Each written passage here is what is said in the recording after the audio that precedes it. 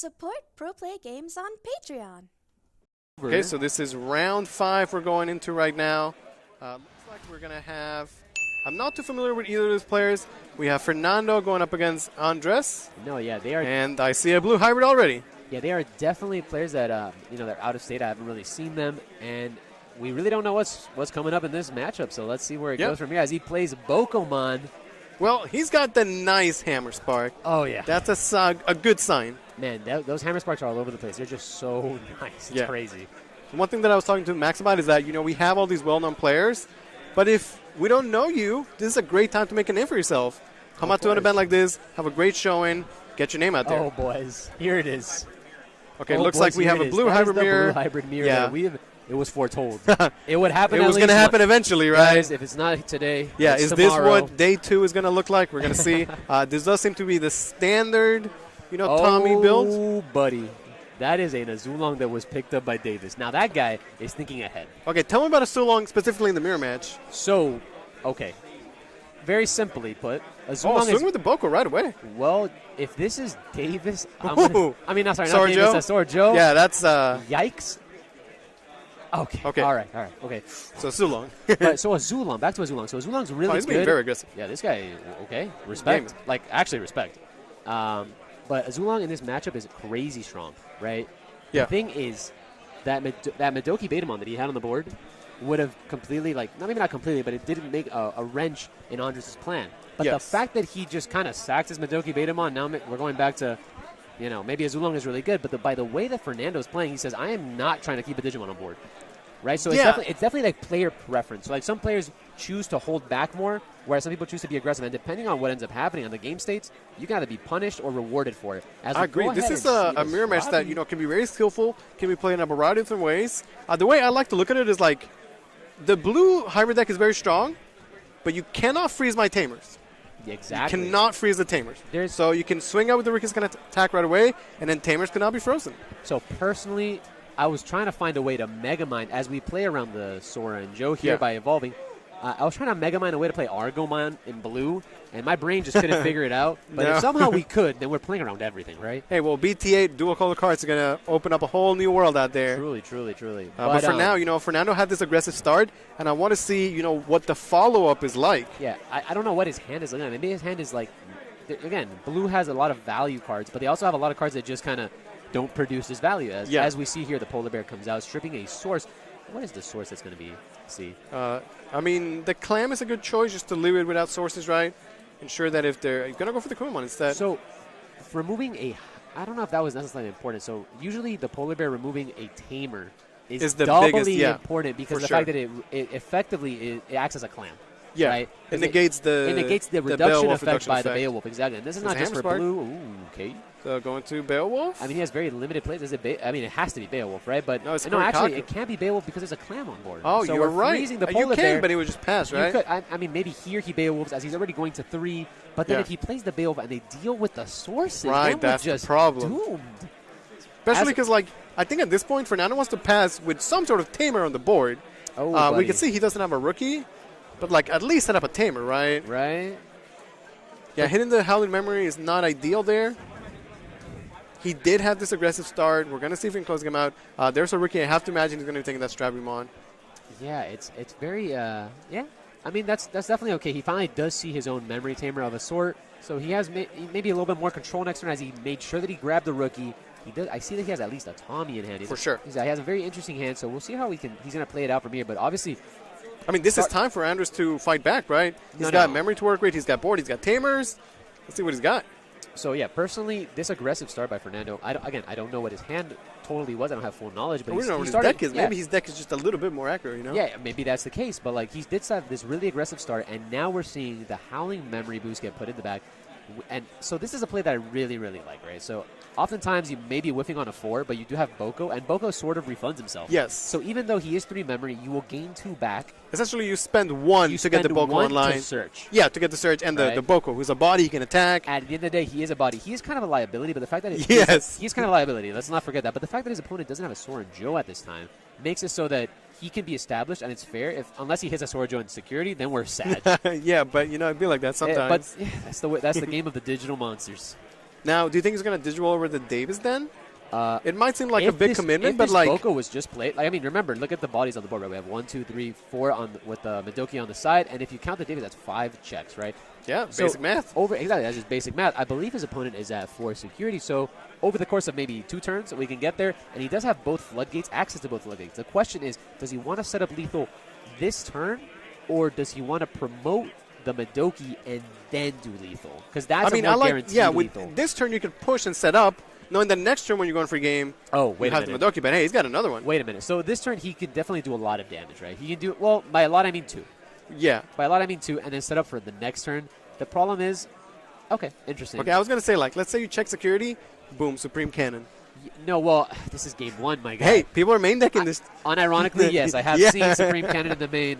It's not a joke. But, yeah, this was a little bit more of a conservative play. Yeah. That it was brought to you by Sorjo not being on the board. Yeah, and one of the things that I kind of like when you play against these decks where the security is loaded, and I saw a lot of this with Sword Defeat back in the day, it's like hitting those tamers and stuff, it's insane if you're like, oh, I hit a Surgeon and I pass. But the turn that you're going for a game, hitting those tamers, they don't do anything if you win the game on that turn. Truly. It goes from being a drawback to like, oh, great, my dude survived. So the problem is, and here's the problem that Fernando is facing. The fact that he doesn't have access to Tommy, I mean, well, he has it in hand. We know he has it in hand. The problem is that it hasn't been established puts him infinitely behind, right? Because now on this turn, I don't think there's a physical way without using like a billion Korikakus to figure this board out, right? Not with the memory that he's been given. Now, this could be the turn where he like ice walls into set up Tommy, for example. Well, definitely. If he has access to the ice but wall. Yeah, the ice wall is a one-of. You can never count on it. But at the same time, when you play against blue, I'm always like, please don't ice wall me. No, of course. This is Digimon. We are known for having tamers. Yep. But in this game, we also have gamers. So when they have the ice wall, they have the ice wall. Oh, my goodness. That is forbidden. And hey, this is main decked. Oh, this is, I mean, yeah, like I said, a lot of people are just main decking outs for the mirror. Yeah, because but like that also could have been a cannon, right? Like, yeah, that could have been a lot of cards. As we do bounce the Boko. So the Boko, oh my, yeah, buddy. Well, that's, this is a case where Hidden Sorjo is terrible. So Sorjo doesn't really do much here, but what it does do is provide another potential body. Yeah, and it stops Fernando from developing anything. Oh, no, he literally cannot. Let's just play a tamer. Cannot. He has to, Well, it has to be a Tommy. Or he's on Sorjo. That's a little bit more than I would have wanted to pay, but that's fine, I guess. Like, yeah, but once again, we're going back to basic math. I mean, I guess the Kumamon is still frozen. Does Korikaku re-frozen as well, right? Mm-hmm. It was, again, double Korikaku. Pretty good. Again, that was necessary. The fact they didn't establish a Tommy means that the next turn he will, again, not be able to deal with this board. So he needs to close this out soon, but that's fine. We have a guy that's getting promoted in the back, and then as well as a hybrid hybrid for game. Exactly. He knows, he sees the line, he sees the win condition, and that's very smart from Fernando. The problem is, can Andres find a way to capitalize this? Because he understands that the way that the board state is, if any Madoki or if anything lives that doesn't have a source, he's immediately putting his opponent to 5, which guarantees that he loses. Oh, yeah, it's going to be a wrap. So, like, this turn, although this game has gone by really, really fast, and Fernando seems to be like in a weird spot because look at Andres' board. That thing's huge, right? But, Fernando has the life lead. Andres down to 1 security. Like, that's what's important. And with the rookie set up in the back, like, could be Kernan's next turn. Yes, sir. So I wanted Beowulf? to mention the Beowulf living is irrelevant. Yeah, for sure. But he needed to have Beowulf to be in order to have the amount of pressure necessary to do this plays, right? So now we're in the situation of how many Hammer Sparks does Andres possibly have? Well, I mean, there's only so many you can have, right? Well, okay, fair enough. Because right now, how does he get this Madoka Betamon and Kumamon off the board? Oh, I don't think those cards are getting off the board. No, yeah, like he's going to be passing over the memory. No physical. Well, I mean, you could. Okay, all right. Even if he doesn't pass, right? He's going to pass with Sergio. Oh, so yeah, Fernando does Fernando things, right? Yeah, I was thinking like maybe Ice Wall, but like no, it's you too just much. pass over so much 5. memory. It doesn't 5. even. This Sora Joe. I respect that he's doing the mechanics that he needs to. For right? sure. Because that Sora Joe should always have triggered, even to just trigger the baby to draw an extra card, just in case he didn't have the 4. For so sure. If this game somehow progresses, he is making the right play. So again, playing perfectly, consistently will lead you to having good results. And I'm glad that Fernando did showcase that, even though it also could seem like unnecessary. Yeah, no, that was a good display of Blue Hybrid. Both of his players are currently 4-0 undefeated. They're both pretty good. Fernando had a good strategy. He went off swinging right off the back, going first, being aggressive. Andres then took over the board control. It's just that he had sustained too much damage. By the time he could capitalize on his board control, it's a little bit too late. So, funnily enough, I would say that Fernando's gameplay that game was very different than like what I would have done, right? Because at any point in time, you could have hit the wrong card in security, and the game could have shifted immediately. He did get a little lucky, right? But sometimes he did hit that sword, Joe. Yeah, and he played around it. No, but definitely he was able to. What I'm trying to say is like sometimes we need to get a little lucky and be like, well, hopefully these things that like remember the Boko swung dive for sure. Remember, like all these cards, all these things happened in an order that even though he hit the Soren Joe was dead. Yeah, a lot of it, I look of it as like risk management is what Digimon is, because every security check in theory is a risk you're taking, what could be checked, and it's about managing this risk and knowing the risk that you have to take to get the W, right? Sometimes you need to take a bit more risk than others. Fernando worked out for him there. The one Sorjo he hit, he played around well, and his aggression paid off. It definitely could have gone different had he hit some riskier cards. No, definitely. And that's the thing about the mirror sometimes. Like sometimes, again, if I don't have access to the hand, but Fernando saw his hand and said, I cannot afford to play in a matter that is not aggressive, or if not, I'm going to get outvalued. I mean, we saw that Andres had a lot of the value start, but he didn't have necessarily the aggression. So Fernando easily capitalized on it. Remember, he did whiff a rookie on one turn. So I guess he saw the game state and said, I'm going in for the kill. All right, so talk to me about the side deck for the mirror match. So there's a lot of ways this is going down. And everyone's trying to mega mine their way to figuring out what will break the side deck. Now, I can talk about what people are most likely doing. Yeah. Well, what I've been seeing a lot of is the Mimis. The Mimi, I for sure. See a lot of Mimi love, which is cool. That card's been good for a very long time. Do you think it does enough? Sometimes. Sometimes it's good because, again, it is a offensive and defensive card that is a very little investment. Yes. So, like, oftentimes the mat... But it is an investment. It is. Every card that we play is an investment. So the starter deck mat that everyone plays, usually people see swap it out for the Mimi because Mimi's a little bit more versatile, right? Of course. Whereas the mat, they can try to play around, as you saw there with the Sword Joe play around. They can't really always play around the Mimi. And even if they do play around the Mimi, you can use it offensively, as sometimes we Hammer Spark, tap the Mimi, and we just get a little bit more that's true. bonus. You get your... Yeah, no, I like that. True, it goes both ways. Mimi can go both ways. I also see a lot of Supreme Cannon, a card that at one point was... Nobody would ever bulk. play it. Yeah, that card was bulk to infinity, and now that card is everyone's looking for 4, and it's very difficult to find. It's really interesting that these weird cards now come back to the game. Exactly. So like I'm a culprit of this. I get bulk, and I'm like, I don't want these cards. And now I'm like, wait, I don't even have any Supreme Cannons. What do I do now? I definitely have Supreme Cannons. Just because it has the text Garurumon on the card. Ah, yes. I definitely kept it for a rainy day. The art is crazy. I should have kept it for the art. If you put the Transcendent Sword and the Supreme Cannon side by side, it's crazy. But I do see a lot of that. And then people are also choosing to tech in Hexablouse. Yeah. So there's an argument over the Popsicle Penguin, which I don't really know his name. He's a penguin with a popsicle. It's a level 5. I think it's the name. That guy. Something like that. So that Digimon in itself is very strong. It does stop rookies, right? And it's your opponent's rookies. But his effect is conditional. You have the hybrid on there. You have to have a hybrid. Which gone, right? Which if it is, if it's removed by any source, then we lose that effect. Whereas Hexablow, although it's a level 6 and we're really never swinging with it because that's getting frozen in a board state. Yep. He does have a static effect.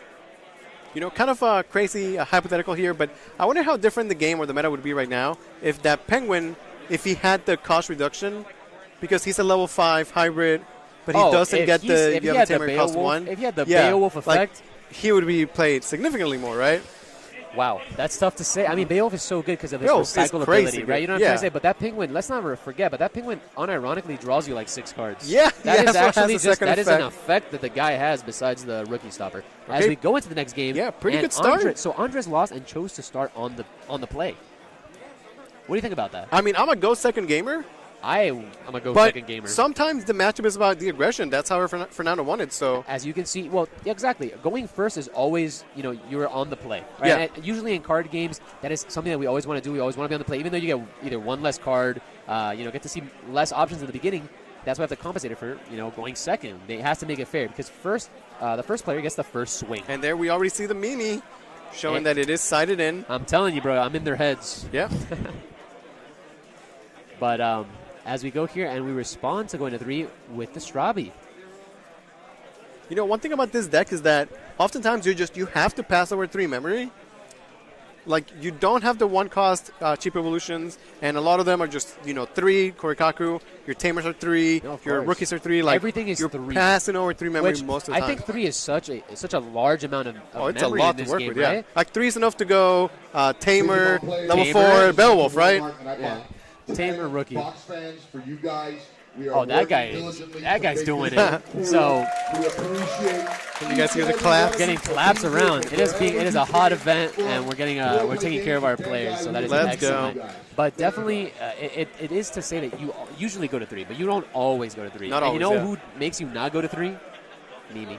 Mimi? Yeah. Mimi is a having a 2 2-cost. cost that actually, like, just having a different memory amount you could commit to actually could have great 'cause consequences. The moment but here's also the second thing, right? Let's say I pay and I put my opponent to 2, right? And then they respond with the Strawby. Now they're choking me to 1.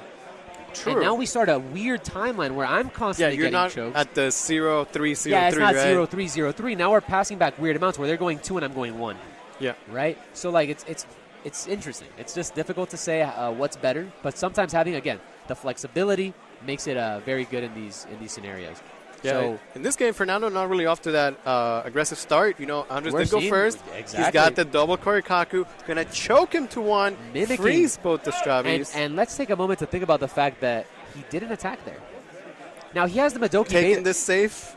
No. That is really, I think that's really good. So Yeah. he has the Madoki Betamon, which means that his attacks are very, very safe. But he sees that Fernando is whiffing on Tamers. Yeah. And if you're whiffing on Tamers, That- where are they they going gotta to be be? somewhere. Where are they going to be, And buddy? had he swung into a Sword Joe, like, everything changes, right? So Exactly. So that's why, again, sometimes having some restraint in this Ooh, matchup the pays Supreme off. Cannon. Yeah, that card's good.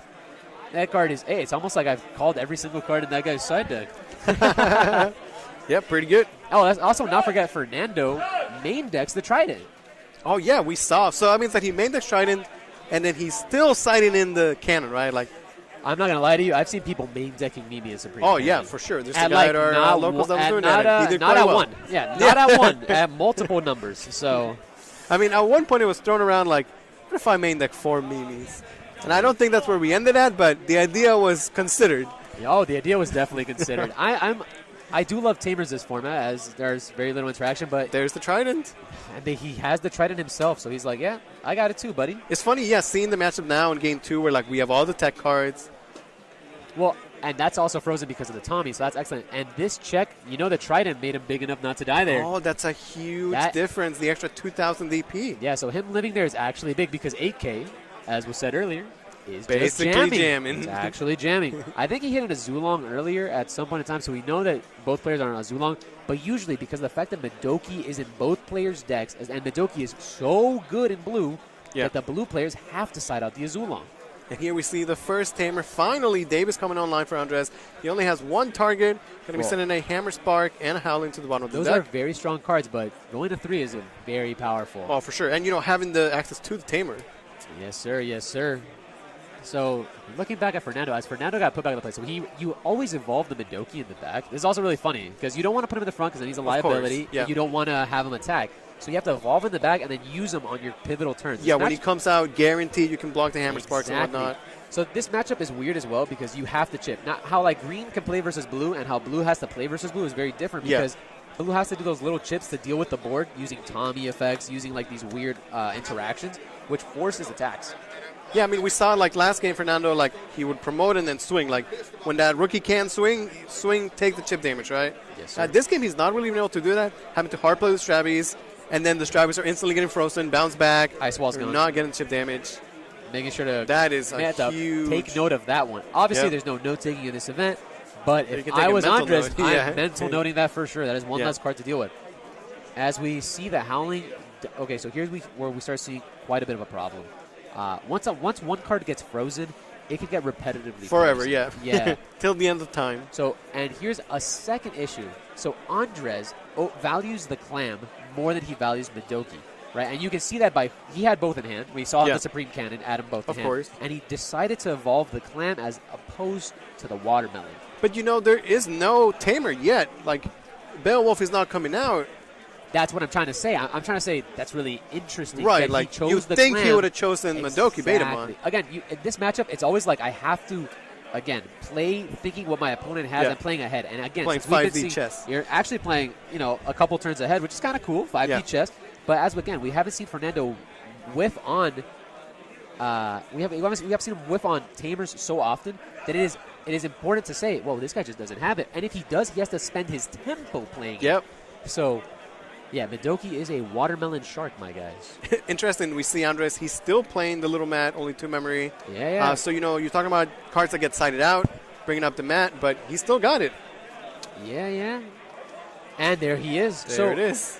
So, look, we did have to now hard play him. And now, again, here's the problem. Now, if at some point in time, if Fernando's able to top deck any sort of, like, no Digi-Source tamers, specifically against Sora and Joe, this Madoki now kind of has to swing or get evolved on, and we lose its effect, where the Clam is now the one that's getting stuck. And in the state that we are in, do we overvalue the Clam or do we value our little shark boy? It's hard to say, It's really tough. On the other hand, Fernando finally has Strabbies that are not been frozen. He can put the Trident on them. Oh, boy. So, Bouncing. that's actually kind of, so funnily enough, that's actually good. Right? Because now it kind of solves the problem for you, right? It solves the issue that we were initially arguing about. So, I guess thank you. It's kind of funny how it works out. We see the BT4 Kendo, who's going to bounce the other rookie. Kendo. Yeah, I mean, if you're going to bounce a rookie, you might as well bounce all of them, right? At least try and get the tempo. Finally does swing into a Sorjo, though. Yes, sir. At least he's safe from it this turn. This is now a good spot to perhaps develop his own tamer. No, this really is falling behind in that. I feel like this would be the turn that he. This is the turn that he has to set up the tamer for sure. Because we do see, or he can freeze the Kendo somehow by evolving a Kendo on top of the Kendo. Yeah, but that's a Kori Kago on top of the Kendo. Not a great way to but that's end not the turn, that's not right? a great use of your memory. Yeah, because for sure. Specifically on Anders' turn, that Kendo is turning sideways. If he dies, awesome. If he hits a Soren Joe, Sag. But he's going to suspend the Soren Joe to make sure that Madoki Betamon needs to get evolved on. So, again, he sees the play. He says, this is my turn to play Davis. Yeah, and for he sure. has to take it. So that is a good use of the memory. But now that unsuspends the Korikaku, which now forces the Madoki to be less good. Now, how would you feel about a Beowulf coming out here from Andres? That's an easy way to swing over the Kendo, bounce the Madoki, clean up the board. So I feel like Beowulf would be really strong, and it'd be super heads up if Andres didn't use its effect. Okay. If he attacked into the Kendo, didn't use effect, and stripped the sources of the Madoki. Okay, and then just leave out the... Exactly. Making sure that either you have to kill your Madoki or do nothing, right? Yeah. It's kind of funny how it works out because, you want to be bouncing these rookies, and at the same time, you want your opponent to have the rookie with no sources on the board, right? And these two strategies are, at odds with each other. Exactly. It's interesting to note these things, but it's small little interactions that can, again, make big changes. At this point in time, he did finally see that he can play the Madoki in the back, so he saw he now is overvaluing the Madoki over the Clam because he has both in hand again. Yeah, we know he's picking every time what he wants. And it's going to depend on the board state, right? Of course, no. So now the Clam becomes better because of the Davis. Yep. So, of course. I'm very curious to see if he goes into the Beowulf here. And if he does, like you said, what is the play? Does he have the restraint? So if he has if he has Korikaku, right?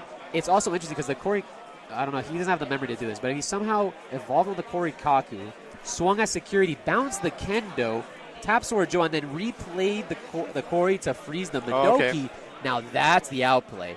But he's going into the Beowulf, and we're going to see what the position is. Now, does he have restraint? That's fine. Also, removing one damage is also, again... You answer the full board, right? Hard to say no. Exactly. Your Beowulf is out there. No, this is the good. Board. We're not getting, the super-duper giga value of Sword Joe, which is fine. We don't always have to outvalue our opponents, right? We can also just rush them, which is something we're talking about. At the same time, though, that's what Fernando's doing, low-key. He's obviously down in board control, but... he's been getting that damage. No, definitely. Before you know it, next turn he's got rookie, plays an Ice Wall, and then... And here we go. So, no, we actually can't play Ice Wall. Right. Let's not forget. Deck, yep. So, it's very interesting to note here as well. He chose not to attack with the Korikaku. Very strong because, again, he hits Sword Joe there and Mamma Mia, right? But fortunately enough, he did see these plays, and so he's putting the Madoki Betamon on the bag, which says, next turn I'm going to try and lethal you. Yes, for sure. So what is the setup for that, right? So what is the setup, right? I think he has to go Tamer. I think he has to go Tamer. Yeah, okay. I think he has to go Tommy Sorjo. Yes, sir. Yeah. The thing is, Andres not attacking is good because he's, not going to go into any of those risks.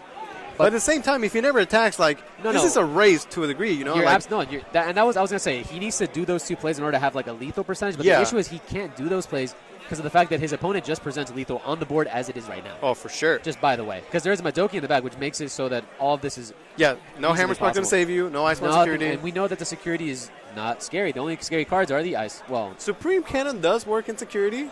true. I forgot But about that guy. But, I mean, We don't it's know a if Andres is playing it. He was sighting in the Tridents, right? So No, he did cast one this game. Andres, Oh, yeah, he did. Sorry, Fernando did cast one this game. Right. So Right. we don't know if Andres has Cannon in his side deck. Exactly. Yeah, we know he had Trident, but he played Trident. No, I don't know and he about Andres, but in Fernando's scenario, we know he's on the Supreme Cannon. Yeah. The question is how many Supreme Cannons. How many? Yeah. That's another debate. People are saying it's not that good. And I fail to see that, but personally, I think maybe somewhere between the lines of 2 and 3. We've seen one, so the odds are slim, but they're not zero. Yeah, and I mean, Right? he's also got the purple Mimi, right? So it's like, at some point, like, how Something's many gotta cards give. are you? Yeah, like, you something's can only gotta side give, so right? much. Something's got to give. Okay, Andres is going to be going swinging. He knows he's facing potential lethal next turn. By the way, that Kendo in the back, I didn't mention it, but that was kind of weird. But Well, I mean, moving on. Maybe he didn't have another way to yeah, just past turn. pass the turn. Yeah, honestly, very tough. Very tough. Okay, 2 swings. So far, so good. So, Ooh, yes, Tommy. Yeah, that Tommy doesn't necessarily do anything at this point. Madoki has gotten his value, so even if it's Supreme Cannon here, it is game with a level 4. And does he have got it? the I mean, hybrid. we've always got it. Let's go. Yeah, well played from Andres.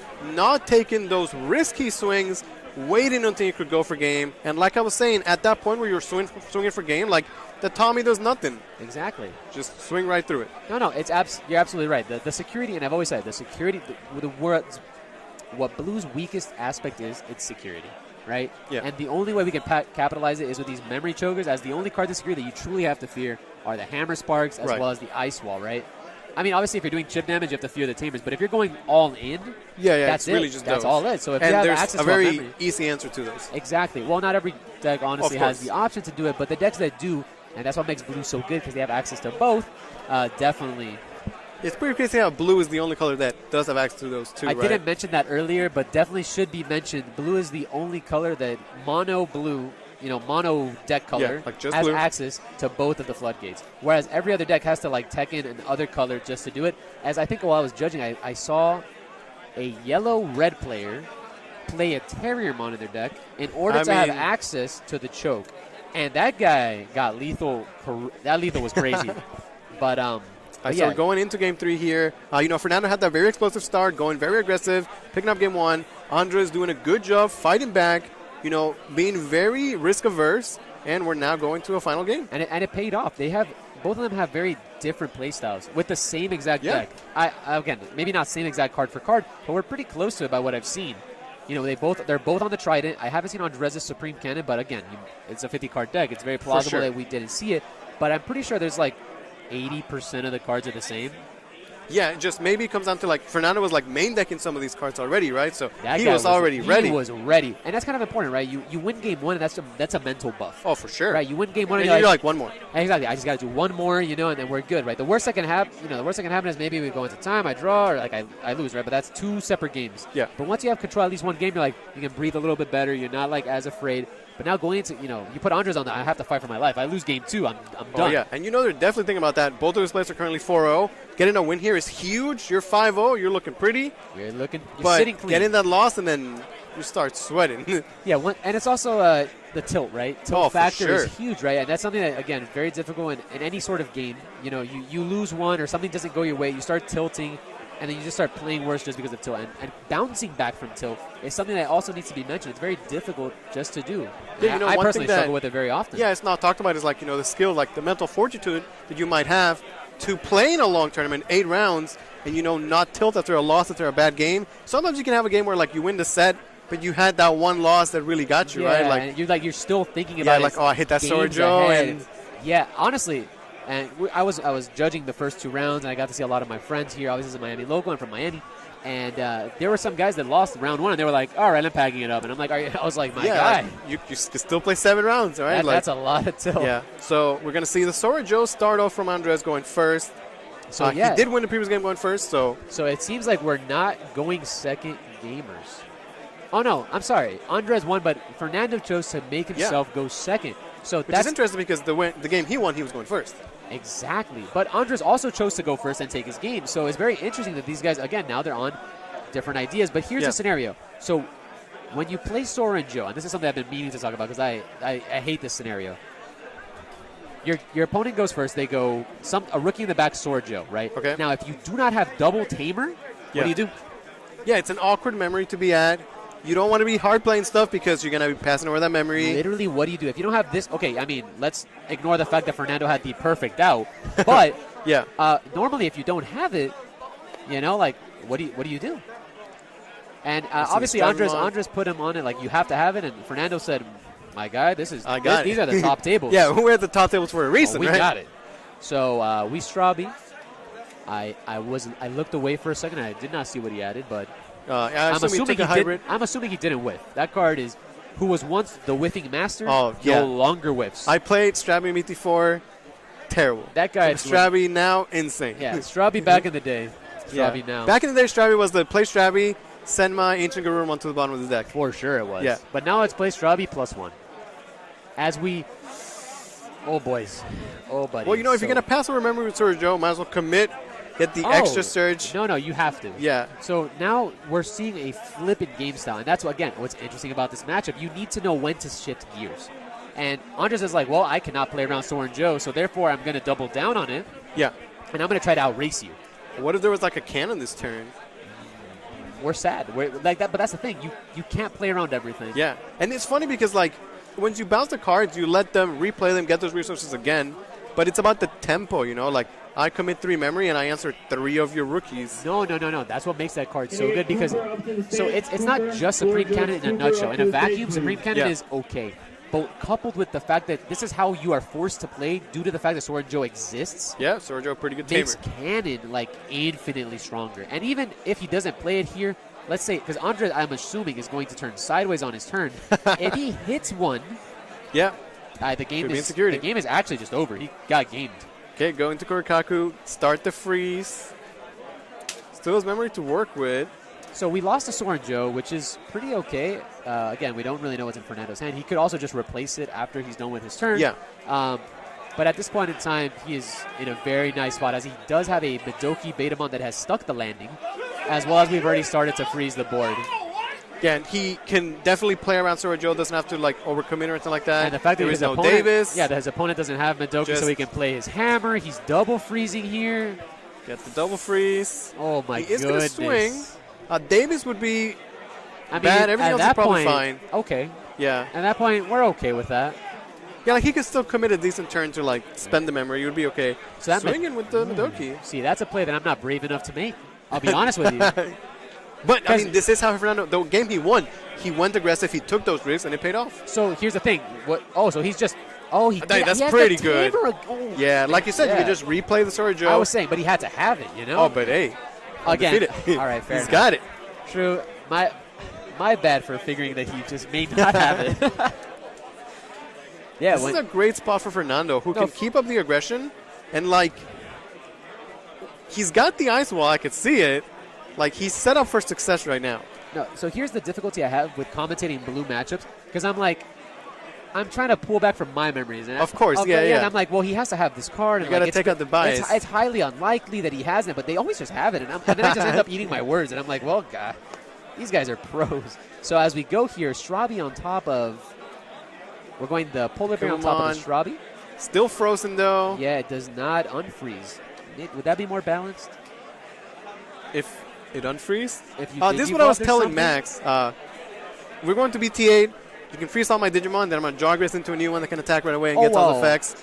Like, yeah. Yes. But this is BT7 for now, and that guy's still frozen. No, of course, but like as we don't see any sort of rotation in the future and rotation in sight, and these are basically evergreen sets that are forever happening, and this is a living card game where we're going to be having maybe ban lists, as we've noted by Bandai. They're going to alter some things back and forth, but who is to say that freeze is, although it may not be good next set, may just not be broken again in the future. Be good again, for sure. Yeah, definitely. Like, one of the things that we talked about with Max is, like, Lilith was a card that was playable in day one, and seeing a lot of play today. But I believe Lilith, it's not just about her being good, because she is good. Yeah, but it's like the evolution of the... But yeah, it's a card that, like, kind of, to me, is like the picture child of purple. Yeah, that's right? true. Like, if you think of purple, you think of Lilithmon. You think of Lilithmon. As much as Beostar wanted to shine and Eismon tried to shine, but we were told that no. But Fernando's shining right now. He's got a lot of memory to work with. For sure. Set up the rookie. He's got 2 tamers. No, he's played this, again, excellently. He's another master class in how to play matchups. As we see the Strabimon getting involved in the back, he has a bunch of memory to work with. Now, the thing is, what are we doing on this board state? Yeah, like how does he want to maneuver spend this, his right? memory and not overcommit into, like a Sora Joe, right? Into a swing. Right, because You know he's what I'm playing the Strabimon. Perhaps he needs, this level 4 hybrids. But now So- he's already committing that. Andre's going to get a lot of memory to work with next turn. So here's something that I'm eating my words on, right? So we do see the Azulong on both players' side. They're Yeah. both still on Azulong in the third game, which is really interesting to me. They both know that their opponent is playing Madogi Betamon, therefore making the Azulong a little bit less good. Right. And On they're top of just that, saying, forget about it. If you don't you have it, I'm keep gaming. bouncing all these cards, it's harder that you're going to have a board full of Digimon with no sources to get this explosive Azulong, right? Yeah, so that's why, again, I often see the Hexablow, although Hexablow can be played around. Not every card is perfect, Yeah. but that's just the way it is. But I usually see the Azulongs get sided out for Hexablow because of the fact, again, static effect, and the fact that Madogi Betamon exists and kind of counters Azulong. Yep. But both of these players are saying, nah. They We still believe in Azulong. it. I mean, it's one of those cards like when it wins, it just wins, No. There are cards that we talk about that are like win more cards, and I don't Yeah. believe that is a win more card. That card is almost like an emergency eject button. Yeah. Like you're losing really, really badly, and you need like a Hail Mary, and then you just press the button, and Zulong's like, I got you, bros. Okay, Fernando's still finding a way to spend his memory, how he's going to end this turn, and try and set up for next turn game. At the end of the day, guys, this is a really difficult turn because if he doesn't deal with the board this turn, there's a lot of pressure coming from Andres' side, as he has the Madokimon set up in the back with double Wow, tamer. Digimon over the Stramon that was played. This card could not No. attack. So this is excellent, right? Because he is freezing a Digimon and playing around Sword Joe. He's doing 2 things with 1 play. I think that was very heads up of him, making his opponent have to work a little bit harder on his turn. I mean, he's got enough to like Ice Wall and then pass a Tommy. Okay, just Sergio, hold the Ice Wall. So, yeah. Yeah, because with the freeze, like, he's going to be fine. If anything, worst case scenario, he needs one more turn, then the Ice Wall will get you there, right? No, absolutely right. So, I think Fernando, again, showing the matchup very, very well. And although it took a lot of time to think about that play, this is Game 3. Yeah. Game 3, this is the 5th round. So much on the line right now. Do not want to lose this, right? So he definitely taking his time, and I appreciate that. Sometimes we think about our players maybe slow playing, but that's definitely not a thing. At these top tables, we just want to make sure that we're playing optimally so that we don't start to tilt. Yeah, plus, I mean, it's blue, right? Like, can't be that slow. No, You're still swinging. The blue hybrid deck is more control these days, but, like, at the end of the day, we're not going still to time. swinging with tamers, right? Like, yeah, we're not going into time. Yeah. I wonder how Anders wants to play this turn out. He does have access to attacks if he wants.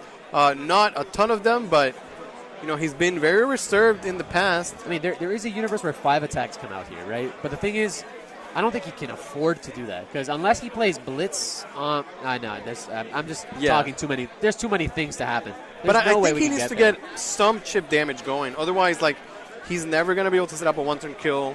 So I'm not seeing an Sulong come out from Anders anytime soon. You're forced to. So this is an attack that must have been made, right? Yeah. Because of the Sora Joe stripping the source, and now we're going to freeze this guy, right? Yep. These are things that we must do. And there was no tamer or anything like that, so he's okay. Exactly. He's safe against Hammer Sparks with the Madoki Betamon. How crazy is it that any tamer that comes out of security there is completely detrimental? Imagine like a Mimi comes out randomly, right? That would like be big. A so Tommy. A Tommy would be crazy, but even just a simple Mimi. As he does have the Korikaku, which I was expecting him to have, obviously, as he has the hybrid to go under it, triggering its effect and stunning the other Korikaku. Yeah, but it feels like Andre's still like far away from being able to win this game, while Fernando's getting ever closer and closer. I feel like both of them are just on the cusp. It is definitely a close game. Yeah, and that's how the Blue Mirror should almost feel like. Again, for sure. Because we have access to the Mulligan system and all these things, we do see a lot of these closer games, which is excellent, honestly. Yeah, you get to show the player's skill, like you want to be able to win because you outplayed your opponent making good decisions here and there. No, and I think the mirror match. I think this is a good decision. Swing with the Clam. As opposed to the Madoki. I mean, he has the boost, but what is the boost doing while Madoki Betamon's there? Well, it's unfortunate because now it survives with no sources. But we could also just Digivolve a Polar Bear, right? Yeah. Or, I mean, this is not at the best use of Honestly, the Korikaku, but it is good enough. Yeah, that was, I think, good enough. He finally got some chip damage in.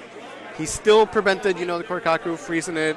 Yeah, that wasn't the perfect turn, but sometimes we don't need the perfect turn. We need to muster up, we need to cobble together an okay turn. For sure. All right, as we promote the Strabimon, it is an Upamon under. Okay. I think I forgot to mention, but Fernando seems to be more on the Upamon side, as I've seen a couple Altard Upas coming I from wonder if, Fernando's. like, if he has Trident, you could Trident the Madoki Betamon away, and then have access to. Well, the Supreme Cannon. Supreme Cannon also works. Supreme Cannon basically is coming down here for 1 cost. Yeah, this is the That case is a where it's lot. a bit worse than the Trident. Yes. Where the Trident would have just been 1 Yes. to accomplish the same thing, right? Yes. So we're swinging to trigger to, again, these are plays that need to be made. And now Upamon will trigger, I draw him the extra card. Fortunately for Fernando, a Kendo. it wasn't a 57 tamer. Kendo. That Kendo is... I like that card. I do. But do you like it when Koji's not on your list? No. Fair enough. Okay, so surely Fernando's going to be sent up for next lethal potentially. Maybe not even, right? Because he still needs 3 attacks. No, Assuming he only has 3 memory to work with, like, it's not going to be enough. The only card that I can fathom he's hard playing this turn has to be Bokomon. That is the only card worth it enough that I'm going to give you 2, but I'm getting the 2 back on my turn if my Boko lives, if you have no answer, and then Boko will be attacked. Okay, well, Ice Wall comes down. Oh, I mean, yeah, we knew he had that. Yeah, like, it was going to be spent. So this was being a very important turn for that to happen, and he Tommy's here. So, as passes over quite a bit of memory. Andres has attacks. His core copies were not frozen. Even though he did pass a ton of memory, he did Ice Wall. Yes, you are correct. Right. Like, so you have that safety net. There's a deceptive less memory to work with on Andres' side, as each attack costs more. But what I'm seeing, there are 3 securities on Fernando's side. That is minimum 8 memory to deal that's not attacks. happening. You know what I'm saying? So, it is a very safe turn. This is such a close game, actually. It is. It's safe. And I think Fernando noticed that it was like, this is my time. I need to Ice Wall now. Yeah. I just, like, if you Ice Wall so you have game next turn, like, that's the go-to. But I don't know that he's going to have game next turn. I don't think he's going to. That's the hard play. So, now, again, here's the hard decision. It's slapping back to Andres' side. Now, on Andres, I see he put the Madoki Betamon in the back. Now, in this scenario, Madoki Betamon is saying, I will kill you on the following turn. On the following turn, yeah. Right? That's what he's signifying with that. Unless he has a second one and forget what I'm saying. Yeah. But maybe it was better to play Madoki in the front. Is there a world? Well, no, actually, no. No, it's because it's 2 Sword Joe. It's like you prevent the Hammer Spark, but you give them extra 4. Yeah, no. And right now, these core calculus are a liability, you know? Like, no, definitely. Those core calculus either need to get evolved on top of, or they need to die. Yeah, in security. Like, hope there's a Beowulf over there. He is hard playing the Madoki Betamon. This is tough. You know, this could be good such a toughie. if he has his own Ice Wall.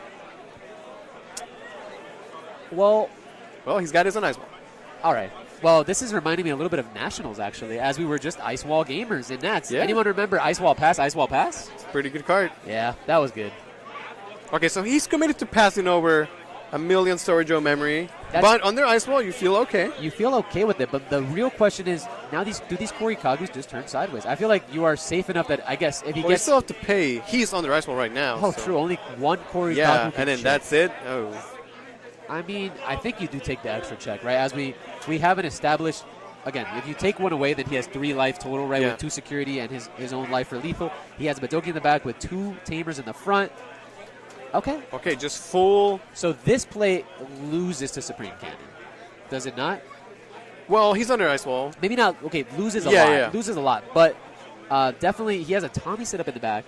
If he has another Korikaku or just simply a Beowulf, he can play the Beowulf on top of the Korikaku. You could pay the full 3. No, It still works. you are going to pay the 3. Yeah, you're happy with that. Swinging, activating effect, bouncing, probably the clam, and then promoting the Tommy, and then doing the ding and the dat.